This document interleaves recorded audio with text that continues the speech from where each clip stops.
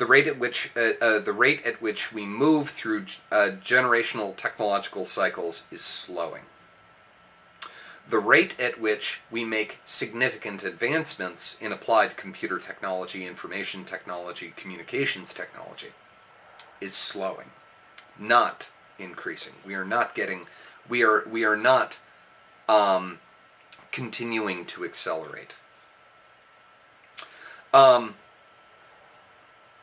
One of the staples of the notion of inevitable technological advance and inevitable technological singularity is Moore's law. Now, Moore's law is more properly called Moore's maxim, and Moore's maxim, as it is generally understood, is that CPU speeds double about every 18 months. Couple of problems with this. First, the Moore who proposed this was not a scientist, was not a computer programmer, an electrical engineer, what have you. Does not work in technology. He's a stock trader. Moore's maxim was originally proposed in a magazine article as a guideline for technology stock traders. Kind of a bear this in mind. This is what the growth. This is what the boom bust cycle for tech stocks looks like. That's what he was talking about. He was not talking about some inevitable principle of engineering, which is a good thing, because he doesn't know the first thing about engineering, because he's not an engineer. He was talking about an economic trend. So the problem is, taking this as gospel seems a little sketchy on its face. The other problem, it's not actually true. It's not actually true. First, CPU speeds have been slowing down.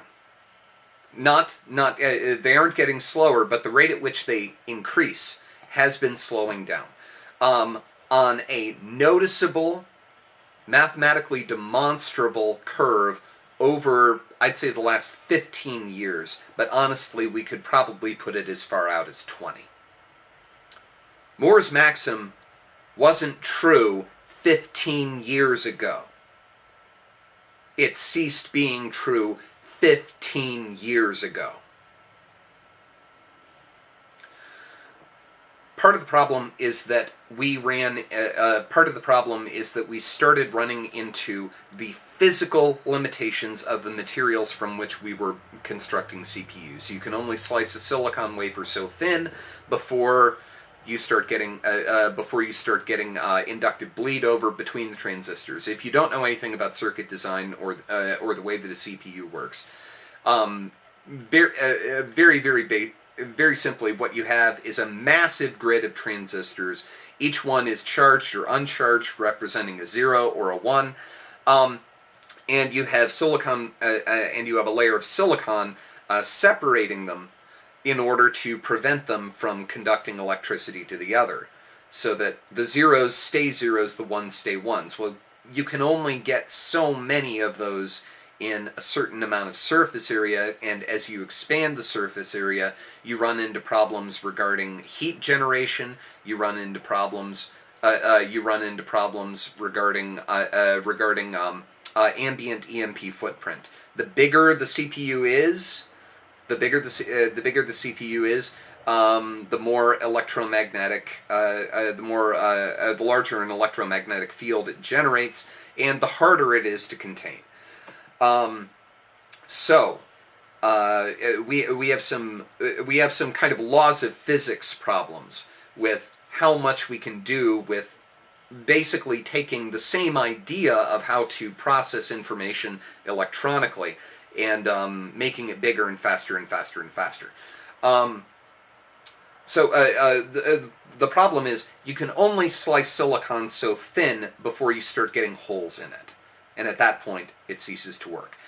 This is around the time that we started seeing the emergence of things like dual core processors, quad core processors, that kind of thing, where instead of having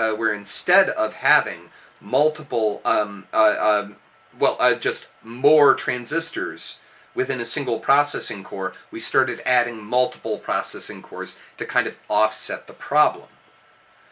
Well, we started running into problems, and that seemed to work for us for a while, but that started running into problems as well, because when you have multiple cores handling tasks, you have to have something that is assigning tasks to those differing cores.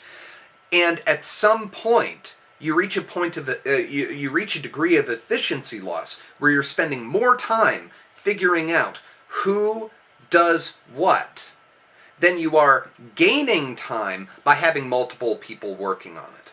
You know, it's kind of like a too many cooks spoils the broth kind of problem. Well, from an electronic engineering standpoint, from a software engineering standpoint, that is literally true. That is literally true. Cisco, a networking technologies company, has been working on hardware-based solutions for distributed task processing. It's kind of the holy grail of IT right now. The person who figures out the best solution for this is going to be rocking the box in the next generation of technology. It's the next breakthrough that needs to happen. Now, here's the problem. Cisco, the current Cisco task switch hardware reaches peak efficiency around 12 nodes. 12. You've got 12 different boxes handling work. Beyond that, it starts to get a little slower, a little slower, a little slower, a little slower, because task assignment becomes more and more complicated. So again, we're going to run into a problem with that as well.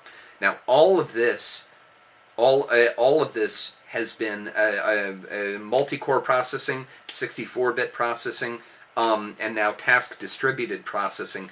These are ways of trying to basically stave off the entropic death on this curve of advancing technological power. There's another problem.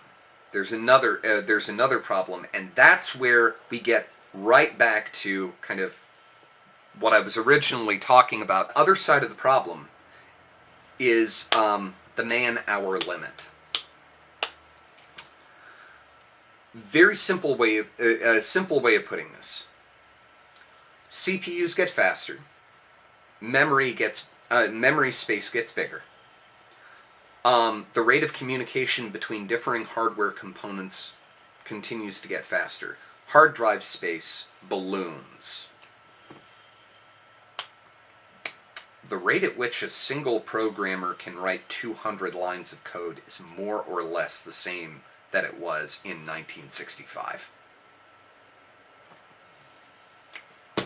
The human element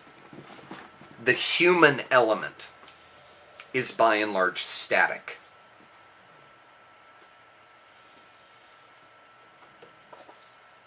And that's where we run into problems.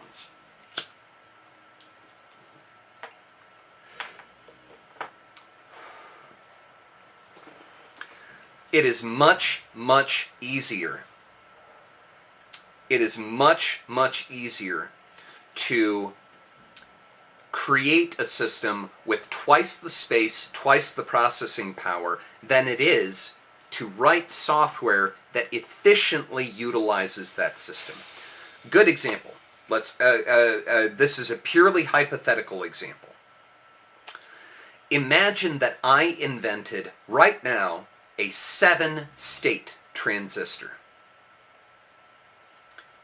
with exactly the same EM footprint, the same power demand, the same heat signature, everything functionally, from an engineering standpoint, it's identical to existing CPUs, to existing transistors that are used in CPUs.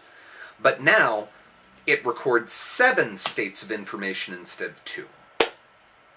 Now, theoretically, we're talking about an exponential increase in processing power, right? Right? Right off the bat, right there, the second this is invented. No, we don't. Because you have to figure out how to represent Boolean logical relationships in 7 states. You have to re-engineer Boolean logic for 7 states. Then you have to figure out a system of mathematical instructions that utilizes those 7 states efficiently. You have to come up with the first problem that you have to figure out right off the bat, and this is a doozy. How do you do yes or no in a 7-state transistor? I didn't choose the number 7 randomly. It's not evenly divisible, and it's a prime number.